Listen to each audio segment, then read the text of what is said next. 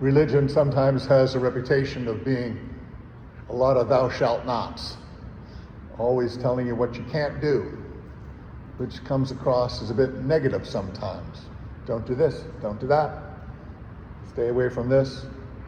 And we get a little bit of that each year, asking people to give up things for Lent. In our gospel today, we slide into that in the second half. The first half sounds pretty good. John complains to Jesus, "Teacher, we saw someone driving out demons in your name. We tried to prevent him because he does not follow us." And Jesus said, "Do not prevent him. There is no one who performs a mighty deed in my name who can at the same time speak ill of me. For whoever is not against us is for us." Yay! This is a good thing. That if you do good, you're on Jesus' side. We need to emphasize that more often. That we have more in common with people of goodwill than we sometimes think. And Jesus is encouraging us to do good in his name. In other places we hear that Jesus tells us to love our neighbors, to forgive one another. John tells us that God is love. These are all wonderfully positive things. And then we get to the second half of our gospel today. It would be better if someone who causes little ones to sin, if a great millstone were put around his neck and he were thrown into the sea. And if your hand causes you sin, cut it off. If your foot causes you sin, cut it off. If your eye causes you sin, pluck it out. And it sounds like the negative stuff. Thou shalt not. Don't do this. You're going to get in trouble if you do that.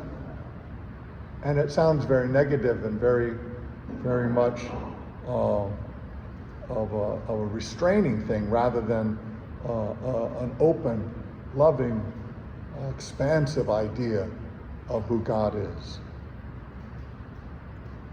But I want to speak up for Jesus, because what he's saying is not, beware, life is difficult and you're going to get messed up and you'll be sent straight to Gehenna if you sin. But he's telling us, as he did in the first part of the gospel, free yourselves from anything that holds you back. Don't go attacking other people who are doing good because they're not doing it with us. Free yourselves from that kind of selfishness and narrow thinking. Free yourself from judging others because they're different from you. If they're doing good, they're doing good. That's a good thing. We sometimes try to draw lines and divisions among ourselves.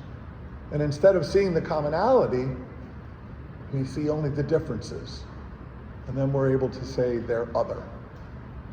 Jesus is saying, free yourself from that. And then when he goes on, he's saying, free yourselves from anything that holds you back.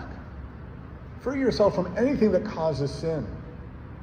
Free yourselves from anything that causes pettiness, jealousy, anger, lust. He uses the language, cut it off. But he might have said, free yourselves. Unfasten those chains.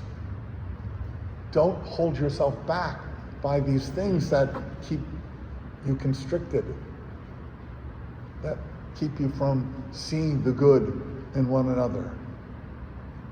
Jesus wants us to be free.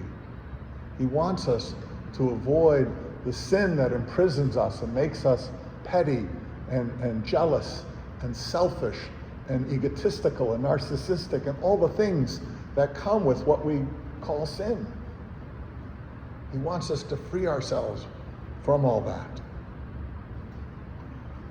Our challenge is to pluck out obstacles in our lives, to cut off things that cause us to sin, that cause us to be petty, to see our brothers and sisters not for the differences between us, but for the commonality we share, for the fact that we're all on the same journey in life, and we seek completion, fulfillment, perfection, salvation in God.